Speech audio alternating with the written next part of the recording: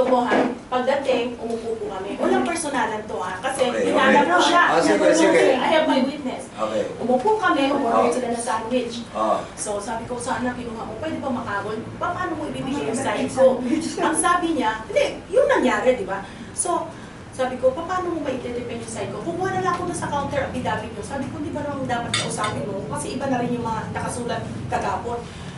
Di ba? No, it wasn't that way. Anyway. You said it that Hindi, siya mo na lang. Mayaman. Anyway, hindi nagtanong ka, bakit mo? So, in-explain ko na si Ako. Tapos sabi mo, di ba mo?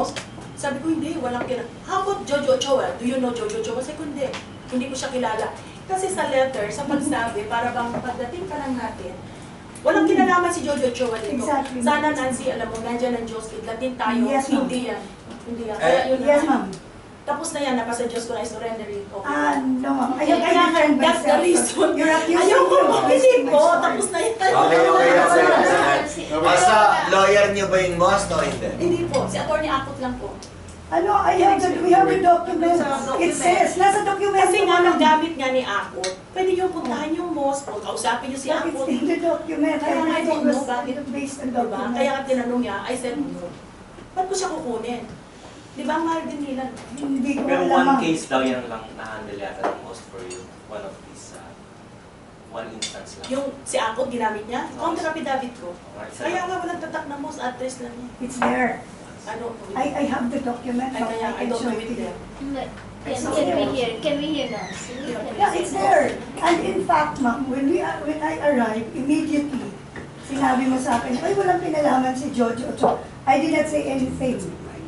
Then, when we sat down, ang sabi, tinanong pa nga kita, ma'am, sabi mo, alam mo, sumulat pa ako sa presidente. Sabi ko, paano niyo pinadala ang sulat niyo? That's my question. Kaya nga. Ang sabi niyo, ma'am, minail niyo. I did not say anything. NBC. Yeah, but our document showed that it was received by the office of the Pero, president. pina-NBC ho namin yan. Ay, President, I give it to Corina. Hindi po. We have the documents to say that it was written on April 17, received on the same day, 3:40 p.m. Kung sino nagpa-receive, pero kami ho, NLBC Nandun po namin. lahat yun sa dokumento. Yun lang yung sasabihin ko. Lahat po. Nagsinabi ko rin yun sa inyo. Na yun yung meron yung sabi, nagtanong ka kasi paano yung denials mo kasi nakalagay doon. Ay, sabi ko, it would be based on this interview and the documents that we have that you submitted to the OJ, yung inyong affidavit.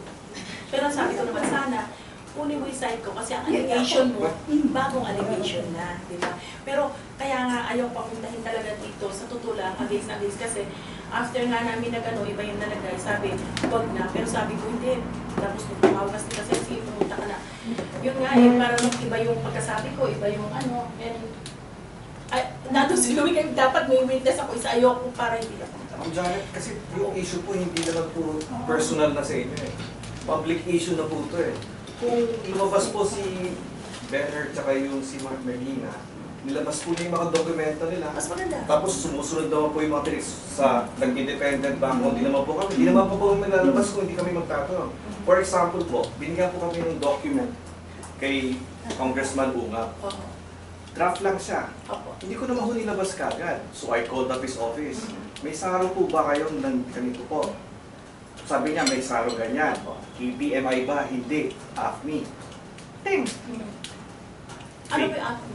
Yung NGO po na sinasabi nila, Ben-Hur. Okay. So yun, tapos, Tapos may second po, sige po. sabi ni nung staff niya, hindi, meron pa kami isa. KPMI, iba yun. So chinek ko, so confirm. Opo. So yun lang po ang story ko. The next day, kinonfirm nila na i-accredit daw po ang mga NGOs sa Agri. So tingnan ko po si Alcala, hindi ko na po kailangan tanongin sa inyo dahil hindi na po sa inyo. Oo, yun ang sa amin yun. So, So, kaya explain ko lang po yung ano po, yung velocity, so yung movement ng story. So, na-confirm na po. The next day naman, sinabi ni Marlena, ang source nyo daw doon, si Miss Agawin. So, tinanong ko si Secretary Alcala, kung kilala niyo si Miss Agawin, nagde-deny pa siya. Finance lang siya, ano lang siya, hindi ko yan kilala. So, the next day, nag-research na naman kami. Agawin turned out to be the one who was, the accountant sa original fertilizer scam, number 1. Tapos Agawin was promoted by Alcala. A week later, what did Pinoy do? So na-force po si Alcala to suspend Agawin. Pinagalitan po si Abad at saka si Alcala. Hanggang ngayon, pinagagalitan po si Alcala. Bakit po pinalusot to? So ma'am, iba na yung issue eh. Hindi na po sa inyo eh. Kung hihintayin po namin yung sagot nyo, hindi kami gagalaw. Public interest dictates. Ang tuloy-tuloy Wala po ko pakialam doon doon sa ano, yung kung karapatan niyo po yun, yung mabandigang fertilizer. Actually, yun ang mission namin ni Lorna eh. Kaya kami nagsasama, who is behind this ano, Okay. diba? Kaya kami nagkakasundo dalawa. Pero yung ungab na sinabi niyo, na, ano po, na may letter ho, kasi ilalabas namin yun, para bigyan natin tatlo, lahat ho yan, nakalagay ko sa handwritten ni Leonard kung sino lahat ang kliyente mo. Kaya lahat po nang nilalabas niya, puro kliyente niya. Pero hindi namin mailabas kahit maibigay sa inquirer kasi gagamitin po namin yan pag nag-inquiry na, Senate inquiry o sa House inquiry, doon nilalabas. Pero mag-decision nyo po yan na hindi sabihin sa amin. Oo. So, hindi nyo naman pwedeng diktahan. Kaya, hindi naman yung mga below the belt lang pag binabasa. Ma'am, first question. Hindi ko Ano ba yung below the belt mo? Ma'am, ito example, yung Monday na story sinasabi nyo, hindi ako tumawag. Sunday tumawag ako tinext ko si Ma'am Lorna. Wala naman kaming away, kinakausap ko siya before. Sabi niya, I don't trust you. Nilagay ko sa storya. Tapos nilagay ko yung letter nyo kay Pinoy. So good faith yun. The next day, nagtatalak na siya, sinasabi niya. sabi po, sino pa nagsabi na na hawak namin ng gobyerno, parang may nagsulat ng gano'n. Hindi lang. Opo. Ako yun. Pero hindi niyo sinabi yan. Ay, Hindi niya sinabi yan yung mga NDI. kami? Diyos ko naman. Kami ang gobyerno. Alam mo po, It wasn't sa totoo lang, NBI, sir, so- kasi sir, sabi ni Atty. Baligod, nung, di ba, kinuli brother ko, Friday, no Saturday, nakipagkita siya sa amin, humingi ng pera. Sabi niya, nakita mo, napahuli namin kayo without warrant. Ganun kalakas to. So sinabi niya, sinong contact niya. So natakot kami, di ba? Maglalabas ba kami? Kidnap ba to na parang, So, sabi namin, sinong lalapitan natin? DOJ na pulis natin, tsaka NBI. Sabi niya, ito, may order. That's the reason na sumulat kami sa Malacanang. Para, kahit papano, may imbestigahan yung NBI. Baligod is the attorney of Bello. Opo. Nung kinausap niya po ako, ang dami niya sinabing hinanakit sa politiko. Isa lang po sinabi ko, tita, anong pakialam ko? Hindi sila habulin mo, bakit ako? Sabi niya, wala, gagamitin kita. Pag hindi ka nagbigay, sisirain kita. So ito na yan. So you are accusing Baligod of extorting Opo, money? nag-file po ako ng disbarment sa Ay, kanya. magkano ang hiningi niya sa'yo? Una maliit lang, nung over the weekend. If I can produce 38 million. 38 million? Opo. Is what he asked you? Opo. Maliit lang para sa kanya daw yun. So yung maliit lang to ha. May tape po ako. Naka-record po. Ay, Lance, ikaw yung i-invite dito ng Star Witness na. Ay! Star Witness, grabe naman. Ayoko Star Witness, mahirap po. 38 million po over the weekend. Sabi niya, before Easter Sunday kailangan ilabas. So, And ano ang threat niya sa'yo kung hindi mo ilalabas? over the weekend, sabi niya, pag nabigay kami ng 38 million, hindi na nila itutuloy yung demanda sa brother ko na illegal detention. Sabi ko, hindi naman totoo yan. We have the witness, mga priest na nag-retreat naman talaga. So sabi niya, kami, group daw sila. So ako po, baka naman sabi ko, yung abogado ko lang, tsaka siya. So sabi ko, kakausapin ko. Nung kinausap ko na, ang dami ng demand. Meron ng dollar, may US visa, yung ko. Ang dami. Kasi alam daw niya yung minanak ko sa magulang ko, alam daw niya yung kinita sa phone namin. Parang alam niya yung sa housing, ang dami niyang alam. So, tinake ko rin po. Sabi niya, pag hindi ko daw po binigay, dudurugin daw niya yung pangalan. Ano po, 300 million? This is all, 300 million na and total. this Para is all mag- on tape? Opo. Pag kaysa daw kukuha pa ako ng visa, 300 na lang. Why? Pero I said that sa interview ko.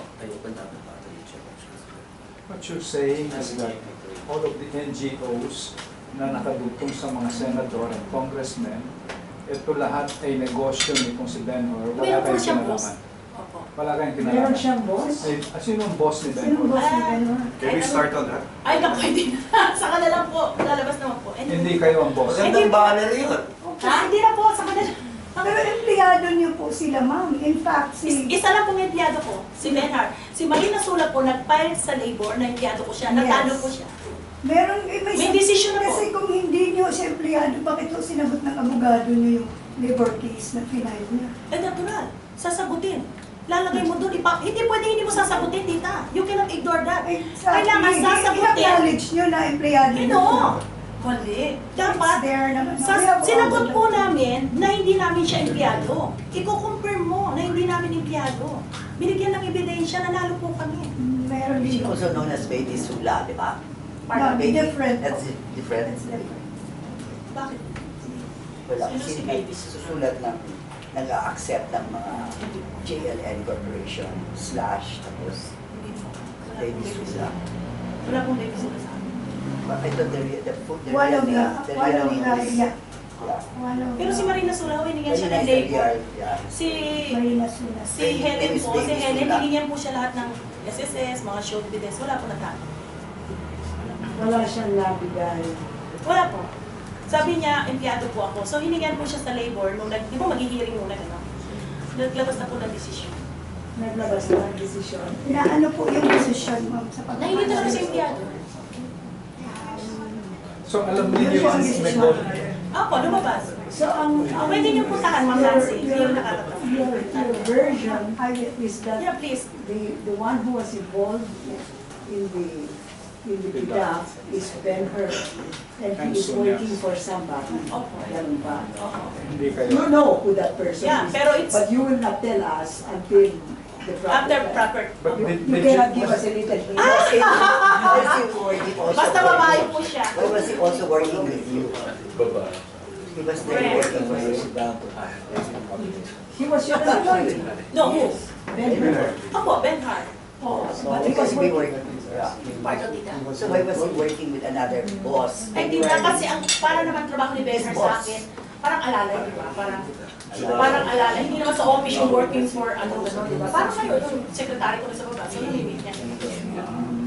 So, tsaka nagtatrabaho siya sa amin parang Tuesday, Wednesday, Thursday. Kasi Friday, Saturday, nag-ano siya, ni yung catechist.